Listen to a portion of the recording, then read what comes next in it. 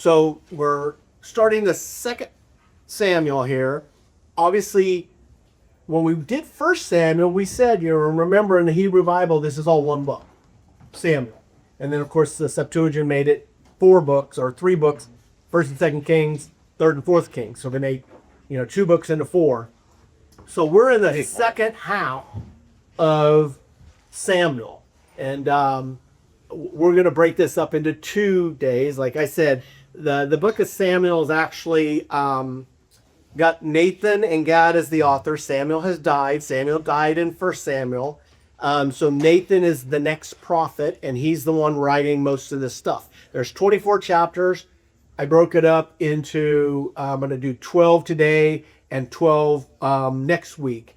It also covers a 40-year period of time, and it just so happens that the first 12 chapters happens to be about 19 and a half years, so I just call it 20 and 20. Basically, the first 12 are 20, and the second 12 chapters are 20 years of history. So this was written about 900 years BC, so we're working through that. You remember we had the 2000, and then we're working through the second 2000, and we're carving it up, and we have that 400 years of silence. So we've got 900 years right before that, which will take us to the 400. So this, I'm trying to, I guess, I don't have a chronological map of this time, but just want to remember where we are in the sequence of years that we're stepping through to the New Testament. Quick question. Yes. The difference between a seer and a prophet. Just different words, same thing. It's they're synonymous. So a seer is a prophet of God. Yeah, and sometimes, we have the books of prophets, so they're the ones that are given books after their names, and there's 17 of them, 5 majors and 12 minors. And then we have other prophets like Samuel, Nathan, who aren't mentioned for their book their own, but they are mentioned in the Bible. We'll have Elijah and Elijah in Kings, and they don't have a book, but they have major portions in another book. And then sometimes they call them seers. Then they do that a lot in the Psalms. They call them a seer, but it's the same thing. They're a prophet. So, and there's no rhyme or reason. Kind of like I tried to figure out when the Bible talks of Jacob as Jacob or when is Israel. And I thought I had it figured out, but there's really no rhyme or reason. It's just Israel or Jacob, Israel or Jacob. Seers and prophets kind of interchangeable as well. But they are 2 different words, so they're purposeful. But they both mean the same thing. And of course, the overarching is God's sovereignty. Whether he chooses a prophet, a judge, a king, no matter what man he uses or what man portion system he uses under mankind, God's still sovereign over all of them. And that we're going to see that in 2 Samuel play a major role. Last week we had in 1 Samuel sovereignty as our key word. I added God's presence because we're going to see God's presence. And the major theme of this, of what we're going to see, is every time David says, and he seeked the Lord, there is a good outcome in the Bible. And every time Saul, in particular, did not seek the Lord, there was a bad outcome. We're also going to see every time David has a bad outcome, there's no mention in that chapter or instant where David seeked the Lord. So it's interesting. The Bible actually spells it out. David seeks the Lord. You almost always know if that's the first verse in that chapter, it's going to work out well for David. And if you don't see that, it doesn't necessarily work out well for David. So I like this little house here because it if we start at the bottom, we see that, David was a man after God's own heart. We know that. And we see that throughout this. Even when David falls, when David sins, he always repents and seeks the Lord. Throughout the whole book, we see David up to his death constantly seeking the Lord's will. Even when he sins, he just, unfortunately, it's kind of like Y's in a road, right? He hits a Y in the road, he seeks the Lord, and he goes and does God's will. He hits a Y in the road, he does his own fleshly will, and then he has to repent from that situation and make himself right with God again. But he's constantly a man after God's own heart, and that's why he's credited with that. This, as you can see, we've got the 24 chapters here, and you can break it up into David's conquests, because he's going to have his victories. Then we're going to, in the middle here, we're going to see his compromises, his sin, his downfall. And then we're going to see the consequences of those actions, of those sins. Unfortunately, the dividing of 20 years and 20 years, or 12 chapters and 12 chapters, hits us with his consequences, with his compromise. So next week, we'll have to look for positive stuff, because it'll be the downslide of David. But there are some, but we'll see that. And it kind of gets you the number of years, like 7.5 and 13 basically, and then we have 1 year in between, and then we have the 20. So the last half of it is more concise. It's not broken up into different segments of his life. It's all under the consequences of his sin, unfortunately. We do have him starting out in Hebron. We'll cover that when we get there, and then ending up the rest of his in the city of David, or in Jerusalem. Okay. So we go here. Chapter 1 is going to basically look at David's mourning over Saul and Jonathan, and then he's going to execute the Amalekite. We'll see that. This is a high level, and then David lamentates. He writes this poem or this psalm about the whole venture. So let's just get us into chapter 1. So chapter 1, verse 1 says, after the death of Saul, David returned from striking down the Amalekite and stayed in Ziklag for 2 days. Remember, Ziklag was in Judea, but it was right on the border there where the Philistines were. This was where his men of 600 people in 1 Samuel, we know the king gave David and his men this area, and that's where he was launching those raids out. And he was telling the king of the Philistines that he was attacking his enemies, but he was really attacking Israel's enemies. So he was out doing that. That's where he exists today. But then chapter 2, or for 2 Samuel, takes us right into there. That he's there for 2 days. So he was out fighting the Amalekites. Okay, that's what his will. And at the same time, we have Saul, who was leading a different campaign. So David's in the south fighting the Amalekites. Saul and Jonathan and Saul's army are up in the north fighting the Philistines. And this is where we read in 2 Samuel, and it's going to get pulled back in to 1 Samuel, I'm sorry. It's going to get pulled into 2 Samuel as well, where in 1 Samuel, it's told the story where Saul is wounded with arrows, and he's going to die, and he asks his armor bearer to kill him, and his armor bearer said, I'm not doing that. So Saul says, it said in there that Saul falls on his own sword and kills himself. So he does that. We're going to get a different story here, and we're going to see what happens about that. So Saul killed himself by falling on his own sword. So is there anything else I want to say? Okay. So it goes, on the third day, a man arrived to Saul's camp, with his clothes all torn and dusty. So basically what we have there is David asks him down here, well, who are you? And he goes, I'm an Amalekite, which, remember, David just fought that army. And he answered, and then he goes, the man, I'm not going to read, I'm going to tell you. So what the man did is he goes and tells David the story. He goes, I found Saul wounded, and he wasn't going to live, so I killed him. And then he brought David his crown and his other gold pieces and stuff to David.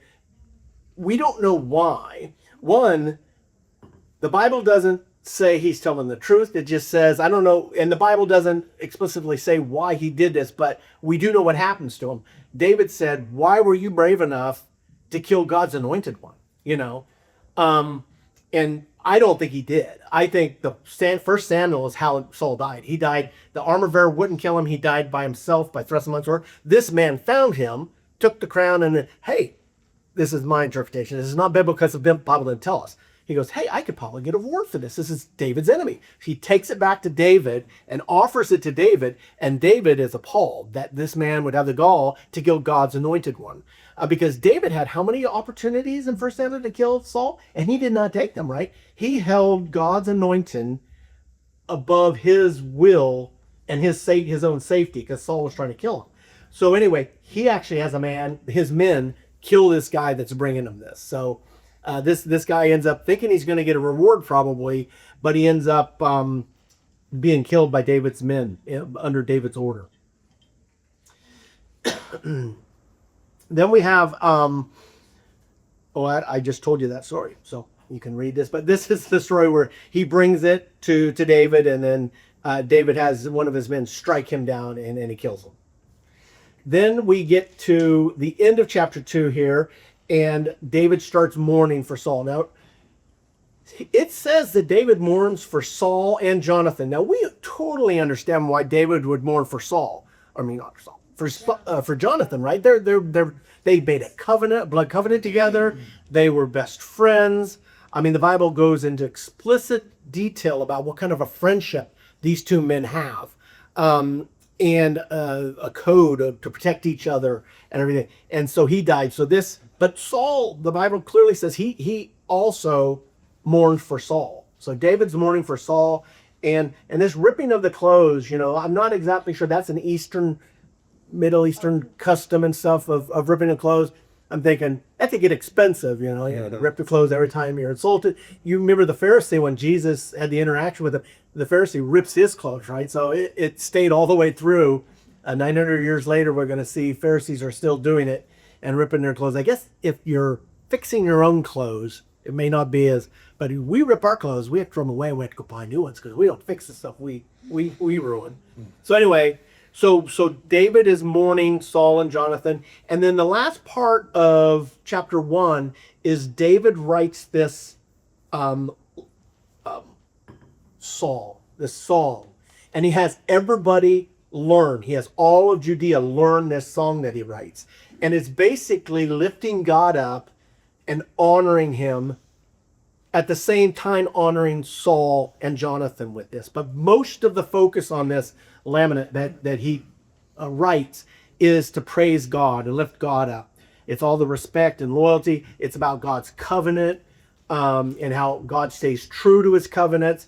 And a lot of the elements for this, sometimes when David does this in one of the books, in 1 Samuel, he did one of these, and that actually became a psalm. You can go and it's almost verbatim the psalm that he writes down later on and puts it in the Bible. This one here is not a psalm, but many elements of it you can extract out of it and find it in some of the messianic psalms. So one or two sentences or statements can be found in other psalms. So, but the Bible says that David has all of Judea learn this song of praising God because of that.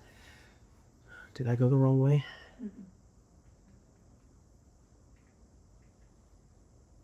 Oh, we did. Okay. So that starts chapter 2. Okay, so chapter 2 now, what we have is some new people introduced. We have Abner and Joab.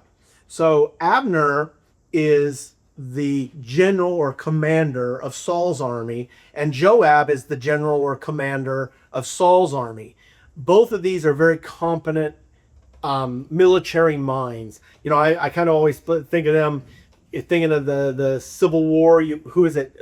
Lee and Grant. You got Lee and Grant who fought, and they were military minds. That's kind of what you have going on here. If you think of the battle of being against David and Saul, and that's true, but most of the maneuvering that you read about is being done by these two men here, Abner and Joab. So we're going to get that. Now, David, of course, the problem comes, Saul's dead, Saul dies. The world, when the king dies, one of his sons do it, right? And they wanted a king like the world. So what happens? You have Abner here, who crowns one of Saul's sons, Ishbosheth. I'm sure I'm pronouncing that wrong, but Ishbosheth. And so he crowns Ishbosheth as the king of the north. And then, of course, David was anointed, 15 years ago. David is 30 when he takes the crown, and he was 15 when Samuel anointed him when he was a little boy, when he was a shepherd boy. So he's been, actually at this time he probably been anointed for 7 years or so. And now he's going to take the king, but he's only going to take the kingdom of Judah, the southern tribe. So lots of times we think this battle here is between the north and the south, which also goes to our Civil War, kind of a parallel. Anyway, it's really not the north and the south. It's really two tribes. It's the tribe of Benjamin against the tribe of Judah. David is the tribe of Judah, and Saul was a Benjamite. So he's the tribe of Benjamin. And the other 10 tribes are up north, but they're really not participating. They're standing on the sideline. The battle is against Saul's army, the Benjamites, and David's armies from Judah. And the interesting thing about that is in the next civil war, because David's going to unite the kingdom in the end of all this, he's going to pass that united kingdom on to his son, Solomon. Solomon's going to die. And then when Solomon dies, there's a split again. And that's a real civil war because that's all 12 tribes fight. The interesting thing, and why I went ahead of myself here to tell you, is if the battle is against after Solomon's death, it'll be the Benjamites side with Judah. So the same civil war going on right now between the Benjamites and the tribe of Judah are fighting against one another. In the future battle, it'll be Judah and Benjamin that fight against the other 10 tribes of the north, because they'll end up joining David's or the tribe of Judah years from now under Solomon, after Solomon's death. So anyway, so we have this situation here where is there anything else I wanted to tell you about it? So there's this battle, and they're basically against these two tribes. So, and this is what I like. Chapter 2, verse 1. In the course of time, David inquired of the Lord. So, David in chapter 2 is going to be successful. Very first verse, the Bible points out. He inquires of the Lord. What's he inquiring? He said, should I go up? He hadn't even been crowned yet, really. I just told you the whole story. But right here, he's asking, should I go up to one of the towns of Judah? The Lord says, go up. He goes, where should I go? And basically he said, to Hebron. So David goes up to Hebron. And that's where he is crowned as the king. He was always crowned from Samuel, but now he's anointed, but that was a private anointment. And now he is anointed again in public in Hebron as the king of Judah, or the king of Hebron at least, for now. So he's now king of Judah, and we've got Ishbosheth is the king of the north. And they come together here in verse 14. This kind of shows Abner and Joab. So Saul's warriors are on one side and David's are on another side. And there's this water that separates them. And they're jostling back and forth verbally with one another. And Abner and Joab basically say, hey, let's have some of the younger men fight each other hand-to-hand combat. So they each pick 12. The Bible talks about each of them picking 12 of their warriors, and they go to battle against. And it's all about them battling each other. And what happens is they all 12 end up stabbing each other. So all 24 of them get stabbed. It doesn't say whether it's fatal or not, but the battle almost like a draw, right? Because all 12 of them end up picking up daggers and stabbing. And the Bible actually says they take daggers out, they lunge at each other, and they stab each other. So all 12 end up fighting each other. And that breaks out into an all-out war now. So because you had this stalemate here. So now they both start fighting each other. And David's is winning the war. David's side from Judah is winning the war. So the Benjamites are fleeing. And there's this interesting story here in the other chapter is you've got, okay, so I'll just start this out. The three sons of Zeruiah were there. Joab, now remember Joab is the commander of David's army, and he has two brothers. And one of his brothers here is Abishai or something, Abishai. And it's funny because I read this and it says, let me see if I can read this. Now Abishai was a fleet-footed as a wild gazelle. I love that. And he was chasing Abner. So Abner is the commander of Saul's army, and he's running from Joab's brother, who's very fast, evidently, right? And I'm not going to read the rest of this because my eyes are not working. So basically, what's happened is he's chasing Abner, and Abner's telling him, stop chasing me, basically. He goes, go to the right or go to the left. Go get a younger man and disarm him, capture him, and take him. Stop chasing me. And he said, and he basically won't. He keeps on chasing. And Abner does not want to fight Joab's brother. Abner and Joab have a lot of respect for one another. They have fought war after war under Saul, right? They were both generals and commanders.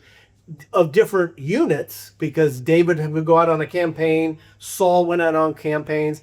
Saul, remember, killed his thousands. David killed his tens of thousands. So they both had commanders leading their army, and now they're fighting against each other. This goes back to the Civil War too. There's a civil war going on, and he won't chase him. So Abner finally says, I warned you, stop. He turns, thrusts his spear into his gut, goes through his back, and kills him. So he just killed Joab's brother. This becomes important later on because these two highly respected, mighty fighting men are going to be at odds now. So that's this this whole story. Then we go to chapter 3. Excuse me. The war continues. The war between the house of Saul and the house of David lasted for a long time, basically 7.5 years. David grew stronger and stronger while the house of Saul grew weaker and weaker. Remember, this started out as David went to the Lord and prayed. And so now David's getting stronger and stronger, and Saul's army's getting weaker and weaker. And then it goes and switches in verse 2. So basically starts out that and gives a high-level cap in one verse of how the war's going on. And then it drops to verse 2 and it says, there were sons born to David in Hebron. He had basically, rather than reading that event in the rest of the verses, I just put this chart out there. He basically has 6 wives, each of them give him a son. Okay, so this is his 6 wives and his 6 sons. Some of them we don't ever hear from again. I mean, they spell it out here in chapter 3, but we will know Absalom and Tamar. Absalom is one of David's son, and Tamar is his sister. And that's going to become a story later on in today. So other than that, though, we don't hear from the rest of these wives. But it also says he took other wives in Jerusalem. We'll get to that too. Bathsheba's over there in Jerusalem, and a bunch more concubines that have him a bunch more sons. So David had multiple wives who have a lot of sons as well. It's going to cause him problems because he didn't raise them all right. He didn't address issues that he should have, and those come back consequences in his life, right? I like this chart too. It has nothing to do with this chapter here, but later on, as we get into the genealogy of Jesus Christ, you've got Nathan and Solomon over there. We know that Bathsheba will eventually have Solomon to replace her, the son that dies, and he will become the 3rd king of Israel, right? But down his line, when we get into the books of Kings, one of those kings that are really, really mad, God puts a blood curse on him and says, no one from your lineage will sit on the throne ever again. So you will not inherit the scepter. You will not be a king. No one any further than you from this bad king. Well, the problem with that is Joseph, his lineage, Jesus' adopted father, comes from that line. So Joseph has no authority or no right, because God put a blood curse on his lineage, to be seated on the throne of God. Well, that Jesus is going to be from the tribe of Judah and have the right to sit on the throne of God, right? Well, he gets that from Mary. So his lineage from Nathan through the lineage there, obviously there's a lot of descendants through here to get to Jesus or to get to Mary, is Mary's mother. So the seed of the woman doesn't carry the sin, it's the seed of the man. And Joseph, of course, is Jesus' adopted dad. The Holy Spirit, is the father of Jesus through the Immaculate Conception with Mary. So basically, it fixes a problem.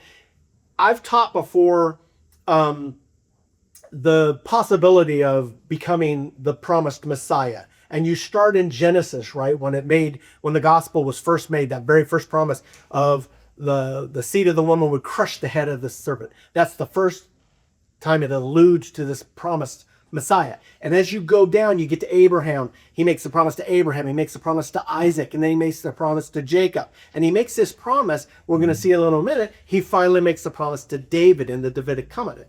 So this thing, as it starts out, it could be any man of mankind. And then it has to be a descendant of Abraham. And then it has to be a descendant of Isaac and Jacob.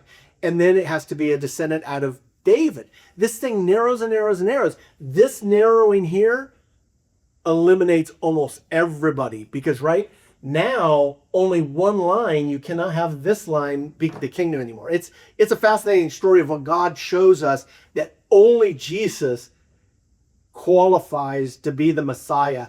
From a human perspective, forget the fact that he's righteous and no one else was righteous. From a human perspective, bloodline alone, it narrows down to Jesus being the Messiah. It's only something God could do. It's amazing. But, that was extra credit because there's not long. Okay. 2 Samuel 6 through 8. During the war between the house of Saul and the house of David, Abner had been strengthening his own position in the house of Saul. This tells us something about Abner politically, right? He's not the king, but he is strengthening his position. So he's really the strength behind the throne on that side. He is the one calling the shots. The people follow him because Ishbosheth is the king because he's the son of Saul, but he's not the one out there winning battles, leading things. It's really the power behind the throne is Abner. And you have this weird thing where I'm sure Ishbosheth realizes that, and he makes an accusation. Why did you sleep with my father's concubine? Abner didn't. Abner was furious, angry. It was an insult to him. In this culture, and we've seen this through a couple other things, times, if you sleep, well, we're going to see it again too. You can conquer someone's kingdom, but if you sleep with their wife or their concubine, there's no getting back from that. That's basically stating your authority. I have taken over this man's house. I have taken over authority over the house, the kingdom. And that's what he's accusing of Abner of doing. And Abner did not do it, right? So this starts a movement from Abner saying, I'm on the wrong side. I mean, he basically goes in there and says, why are you calling me a dog? And blah, blah. I mean, he uses that word and everything because this is a super insult. He was loyal to him and he's being accused of something that's hideous in his mind.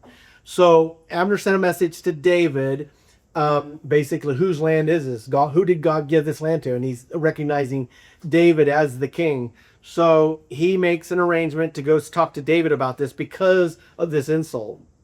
And basically, David says, yes, he sins for him. So just down at the bottom, Joab comes back. Joab is out with his commander fighting another war, right? He's winning another battle out. But David basically throws this feast. Abner, who's the general and the one really in power, comes to this. They make an agreement.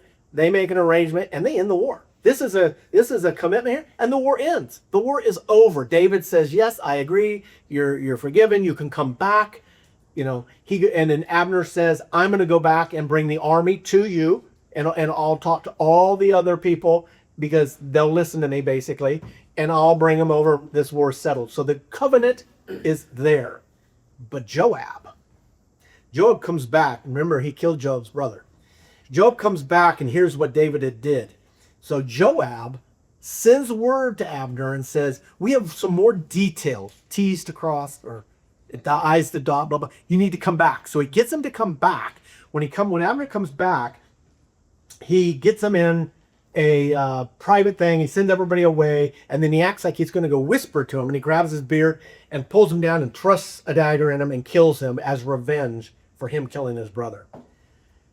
That puts a delay in the war was over. And this but the war is over because Abner's respect that he held with all the other army. Well, this just throws a bucket of water on this peace treaty that was just signed. So they got to go through some more. It delays it. The Bible doesn't explicitly say how long. The assumption is 3 months, 4 months, 5 months, but it got delayed. It was over that day, and the war continued for some more months until David finally was able to negotiate a peace treaty. Because the Benjamites were losing, so they wanted the peace anyway. So they ended up getting the peace. Well, how they do it, though, is obviously once Abner's death occurred, Ishbosheth, who is the king, who was not a mighty warrior, he was not a leader of the army, he lost all heart. The people started losing heart. So a couple of his raiders, leaders of the people, sneak into his room, and when he's sleeping, killed him. In the middle of that, so you got three things going on here in chapter 4. We've got three stories kind of in chapter 4 where these men sneak into Ishbosheth's room when he's sleeping and they kill him and they chop his head off. Now, before we deal with the head chopping off and all that and the killing, we've got a story that's not real big because we'll probably pick it up a little later, where when, how do I pronounce that name? Mephibosheth? Methamphetamine. Yeah, when Ishbosheth dies, the maiden of Saul's only, or not, it's not Saul, I'm sorry, Jonathan's only, so all of Saul's descendants are dead now. And Jonathan only has one descendant left. He's 5 years old. She swoops him up, and in her haste, she trips, drops him, and he comes paralyzed. He's paralyzed for life. And that's all they tell us about it in chapter 4. David's going to deal with that later on. So that's why it's important that you know what happens there. Saul has no descendants. Jonathan has one. And during the rush of trying to save him, because once the king dies, the tradition is kill all the descendants so no one can claim the throne. So she picks him up and drops him, and he becomes paralyzed at 5. And now we go back to the remaining of chapter 4, where these two people that snuck in and killed him and chopped his head off take it to David. Well, we saw what happened last time someone claimed to kill Saul and brought only the crown. Well, he's bringing his head to David. Guess what happens? Same thing. David is not impressed with this at all. And so basically he has them killed as well. In fact, in a gory way, he chops their hands off, their feet off, and he hangs their bodies. So it's not a pretty picture, but he deals with it because he has no respect for people doing things that were not led by God.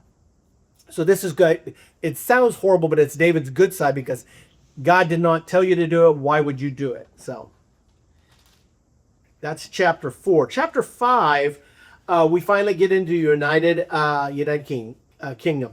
David's crowned king over all of Israel and Hebron, and he's going to move his kingdom to Jerusalem. I showed a bunch of names for Jerusalem. Jerusalem's an interesting town, right?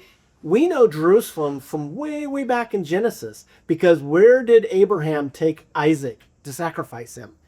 One of the names? Mount Moriah. Mount Moriah was where Jerusalem is. Mount Moriah, in fact, probably is Golgotha, right where Isaac was sacrificed or offered, and then God found a replacement for him, is Golgotha, where Jesus crossed with. So there's a lot of parallels to, and Jerusalem plays a major element of that, right? In fact, this is David moving his kingdom from Hebron, Ziglar first, then Hebron. Now he's going to Jerusalem, so he's in Jerusalem. And David gets a palace built, and chapter 5 describes David didn't build the palace. A king from Lebanon, in honor of David, and in honor of David winning those victories and stuff, brought all the cedar, all the gold, all the workmanship from Lebanon and built David a palace. So he built David a palace, and David's living in this gorgeous palace. And David looks what he's got here, and he goes, it's not right that I live in this beautiful palace that was built, and God doesn't have a permanent place. So David wants to get more wives. He does. He definitely gets more wives. That's where he picks up Bathsheba. No, we're not there yet. He picks a bunch more wives up, though. Mostly concubines. Most of the wives that he picks up, both in Hebron and in Jerusalem, are for peace treaties. He's getting wives from other tribal leaders to make a peace treaty with them. And it's a worldly way of doing it. Just because it's in the Bible doesn't mean God condones it. God does not condone this. So very, very Game of Thrones. It is kind of very Game of Thrones. Well, that's right. Game of Thrones didn't come up with it, right? Nothing new under the sun, right? They just took they just reiterated and then changed the name to protect the innocent type of thing. But yeah, the good versus evil theme that has been going on in our world forever came from the good versus evil that started with the rebellion of Lucifer, and it's been that ever since. Good and evil, good wins, good and evil. Right.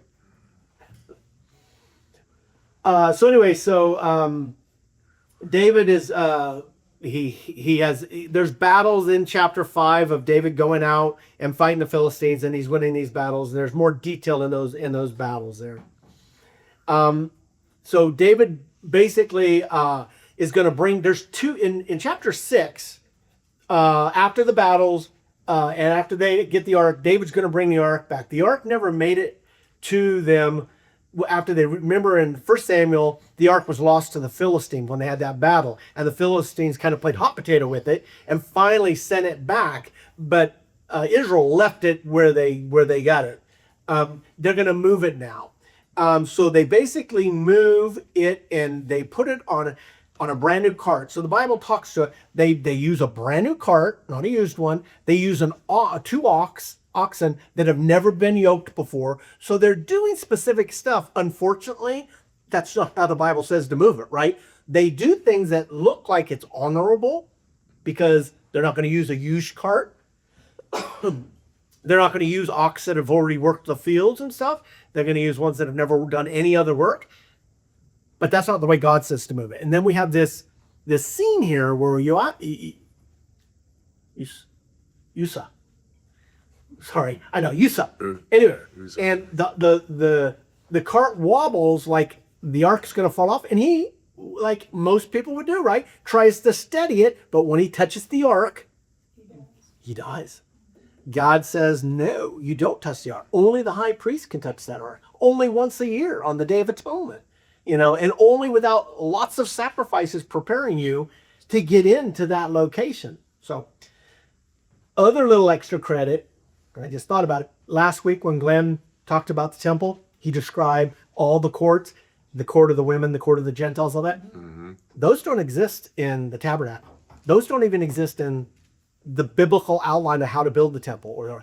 There's only 3 courts. There's the Holy of Holies, the Holy, and then the outer court. Those are the only 3 courts that are required.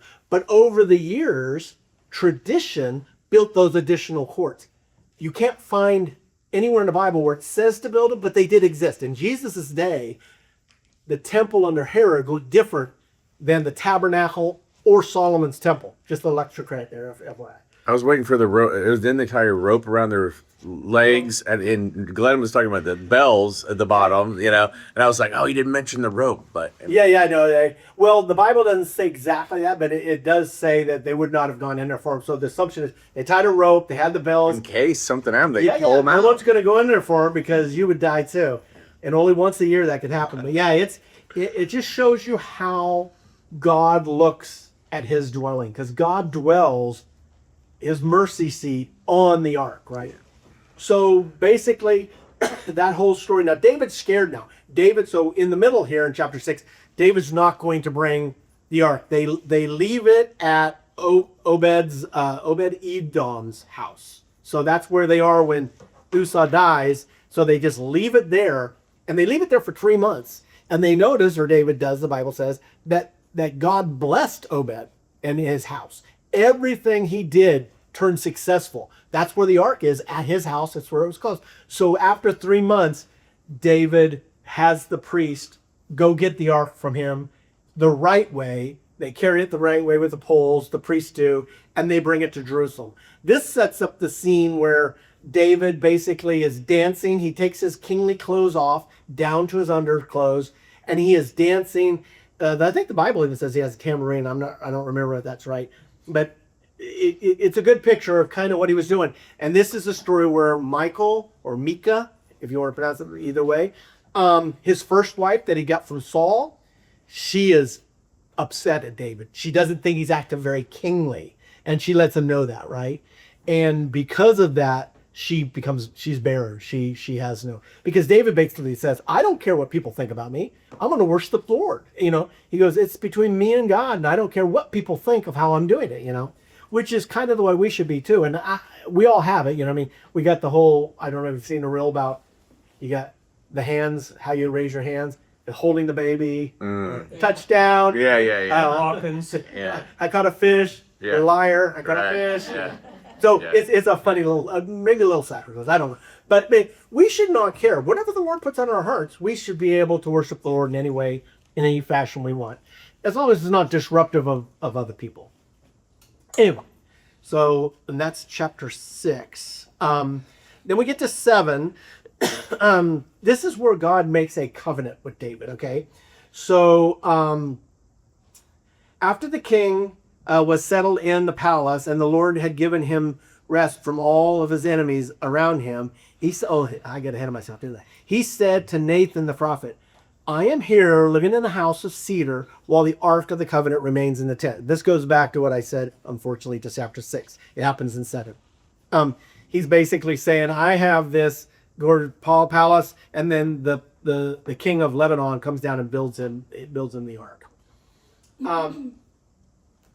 This is also where God sets up a covenant. He goes, "He shall build a house in my name, and I will establish his throne of the kingdom forever." He makes this promise in 13 is where he starts out saying, "I'm now." So David wants to build him a house to hold the mercy seat, to hold his dwelling place.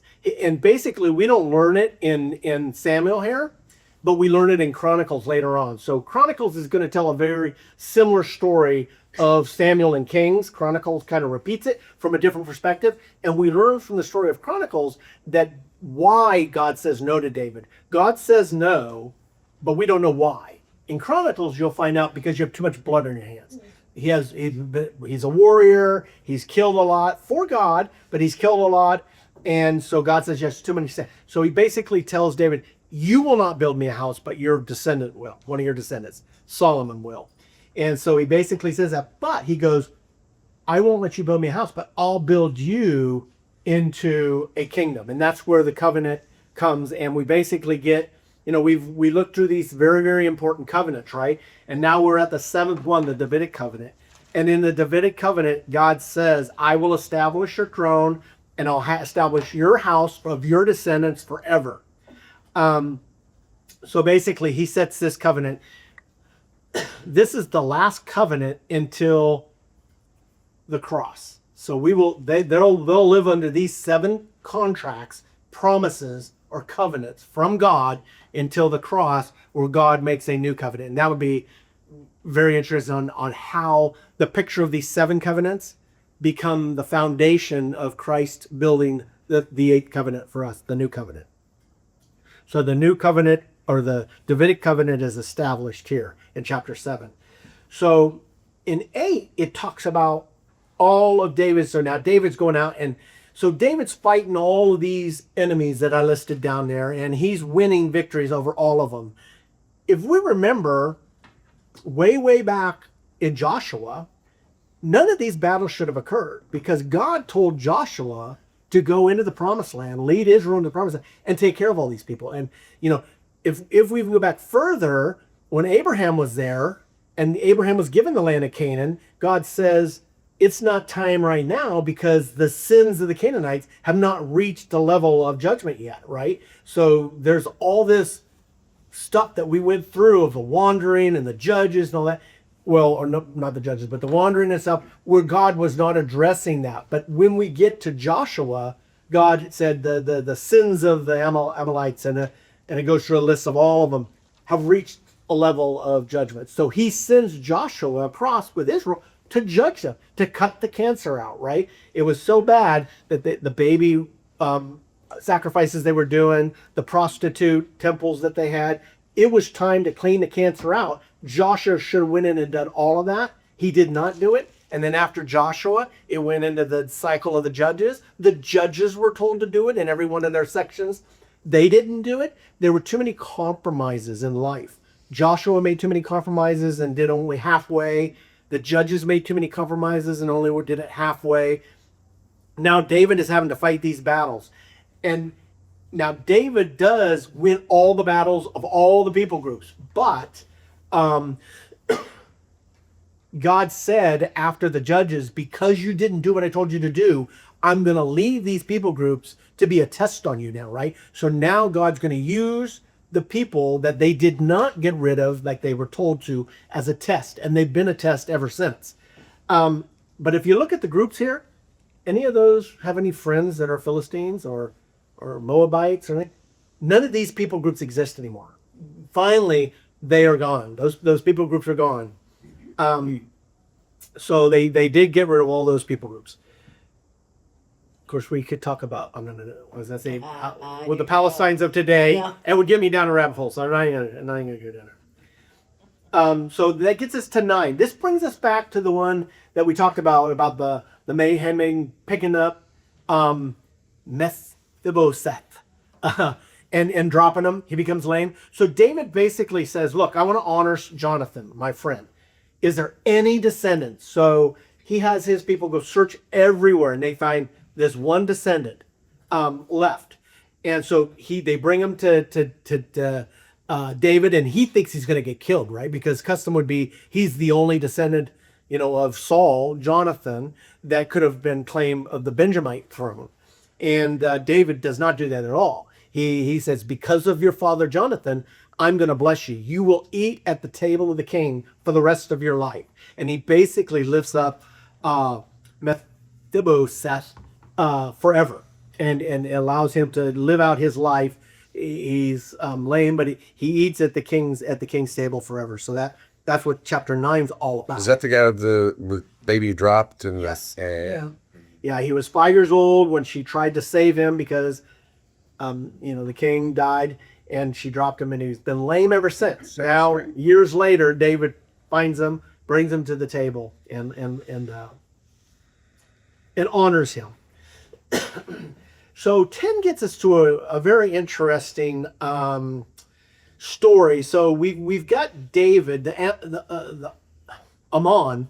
You remember that's the descendants of Lot's daughters and him. They're over there, and they're having some problems, some hostility. So David sends an envoy of men to him as a peace offering. We're not told. Their speculation wasn't misunderstood, whatever.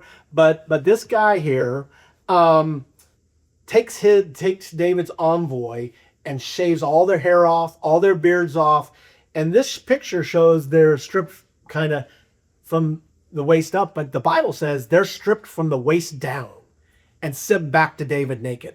So this is an insult to David. David's furious about it, right? And so he basically goes there and fights them and wins the battle. So this king, or this what's his name again? Did I put it down anywhere, or is it in here? Oh, Sky, you should read it. Nahash. Huh? What'd you say? Nahash. Nahash? Yeah, Nahash is it. Do I have it here somewhere? Nahash. in the Okay, barn. so he was a king, remember, that under Saul's reign wanted to make the peace treaty. They wanted a peace treaty with him, and he wanted them all to gouge out their right eye. And this is the son of him. So that was his father, and he wanted to gouge out all the right eye he'd make it. And Saul went, and that's where he went and rescued them. So this is his son, and he's doing something very similar to his father, right?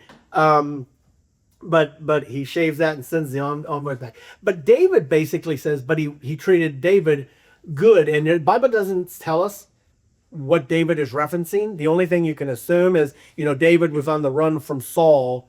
And he must have, when we know he did go under the protection a number of times under the Philistines and under others. So this was in one of the times that he was under the protection. And David had fond memories of his father, so he wanted to send honors when his father died to say, hey, we're okay, aren't we?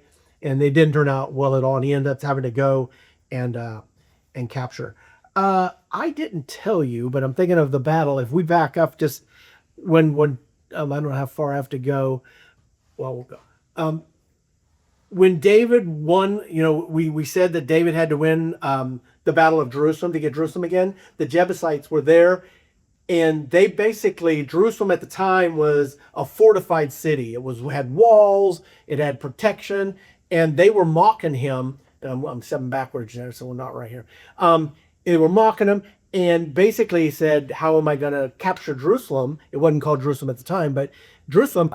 And he ended up doing it by going up the water shafts. So it was a military strategy. And he went up the water shafts and conquered. That's how he conquered that and won Jerusalem for them. I forgot to sell that. I thought that was an interesting strategy. Okay, so that gets us here. We've gone through now 10 chapters, and it gets us to, we're out of the conquest section, and now we're going to kind of go into the compromise, and that's where we're going to leave it here. We're going to go over this in the compromise. So basically, chapter 11 starts out and says, in verse 1, in the spring at the time when kings go off to war. And that tells us a mouthful. In fact, I just put in 2 verses from 11 here, and it starts out with in the spring when the kings go off to war, and then, but the thing that David did had done had displeased the Lord. So that's what we're going to talk about in 10 here. He should not be home in his palace. That's not where he's supposed to be. He's a king. Where do kings go? They go with their army. Where's his army? His army is off fighting, right? And he's not with them. Didn't they convince him to, you'd be better off if you. They did, because in the battle, you're very good. So you did read it. I did. So in an earlier battle, David got exhausted and fell under a tree and then was going to get killed because he couldn't fight back, and his men save him. And because of that, He was ready to go fight. He basically says, I know. you shouldn't be out here because you're worth 10,000 of us, because he's the king, right? So they basically tell him not to. But that doesn't mean he shouldn't go out to the campaign. He should not be in the trenches of the campaign. Eating bonbons. Exactly. Yeah, because when he was going out to those battles all the way up to that point, he was in the trenches. He had his sword drawn. He was killing people too, but he almost died in that battle. And his men convinced him not to fight anymore. And he took that, though, and this is an extra level of that. He should be at the campaign in the back, strategizing in a tent. Yeah. Telling them what to do, going to the Lord in prayer, telling them, getting the strategy, which they don't always do either. But he's not. He's back in Jerusalem. He's on his palace wall. He sees who?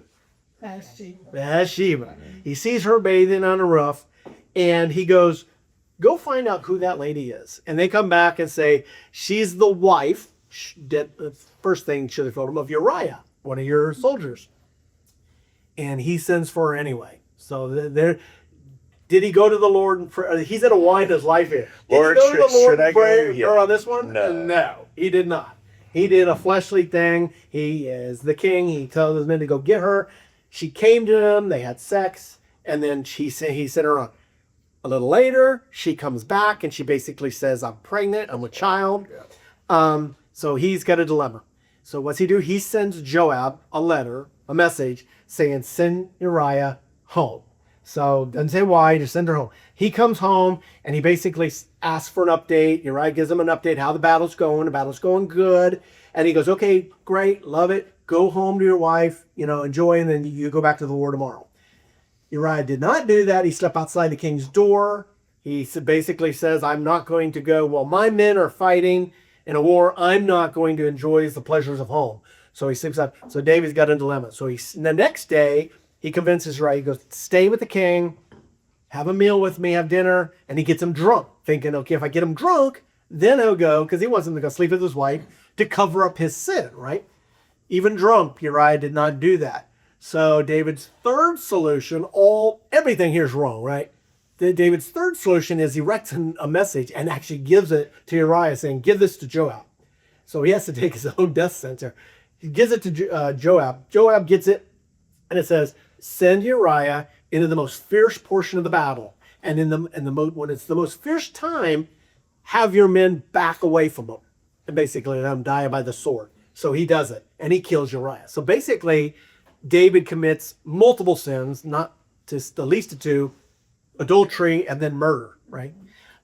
So he thinks he's gotten away with it. And then we go into the next chapter. Chapter 12 is the story of Nathan. And basically, Nathan comes to David and he tells him a story. He says there's 2 men of a certain town, one rich, excuse me, and the other poor. And he basically says the rich man has a guest that comes in to visit him.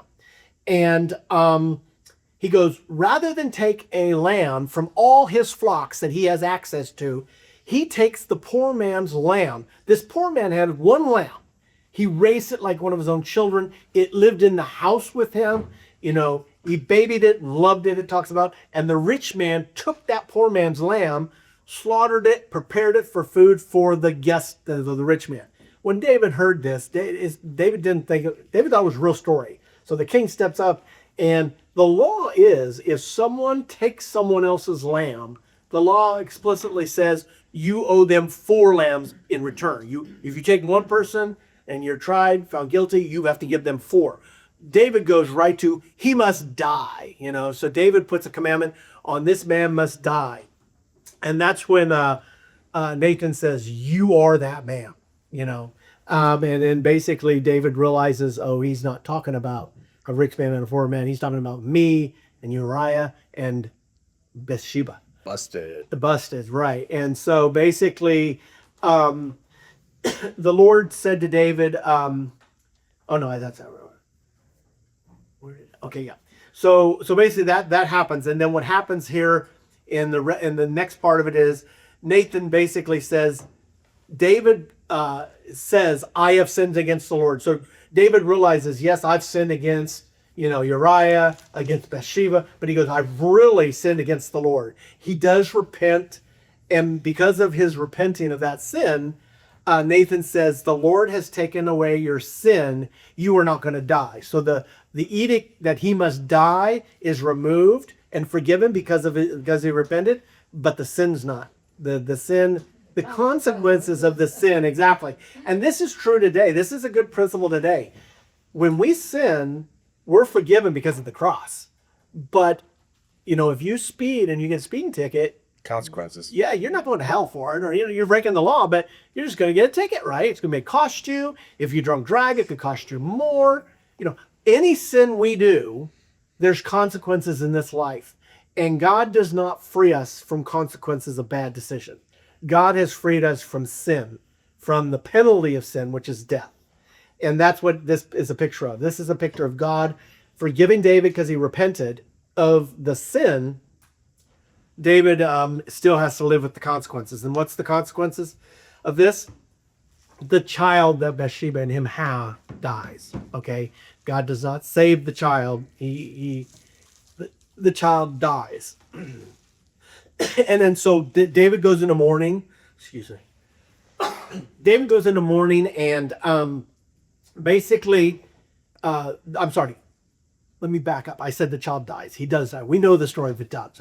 Before the child dies, David is praying. He's fasting. He's throwing ashes on his head. He's doing everything. He won't eat. Everybody's worried about the king. The king has been not eating for days. He looks horrible. He's not doing any of his duties. They're worried that he might do something more drastic than what he's already doing. So then the child dies, and he hears his people murmuring over there, and he sees them, and he goes, the child must have died. So they didn't want to tell him because they thought he would commit suicide or do something drastic. But once he says, has the child died? They tell him, yes, the child has died. And he goes, he cleans himself up. Pass him a steak, please. Yeah. Yeah. He eats, he drinks, and they're all confused. They go, well, why? And he basically says, before the child died, I was praying that God might intervene, might do something, but once the child died, I can't go to him and he can't come to me, or no, he can't come to me, but I can go to him. This is a glimpse of David's understanding that we will see our loved ones again. David knows that once he's dead, God's not going to bring him back to life to me, but I will see my son again. That's his statement, which is kind of cool. But they were shocked at David, and that's basically why David says that. I couldn't do anything about it, so now that he's dead, God did he allowed his judgment to come on that, but I'll see my son again. I will see him again. It's also just such a picture of an innocent taking on a sin, the punishment of sin, just like Jesus did for it. It is, yeah.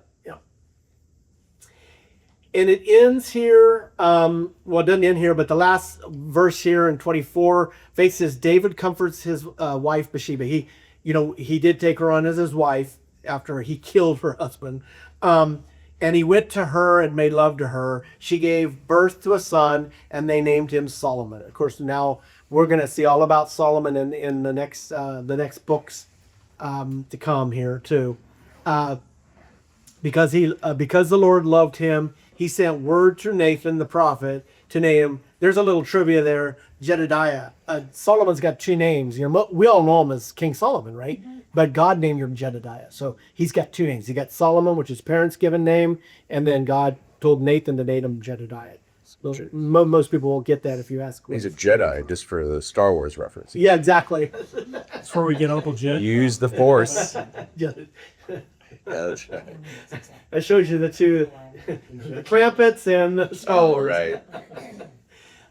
in the chapter 12 here ends with this is an interesting. So Joab is out there still fighting a battle. He's, you know, remember Joab's his commander and he's leading the battle. He's winning this battle. He's going to take this huge palace, this huge city, and he sends word to David and said, "Come quickly.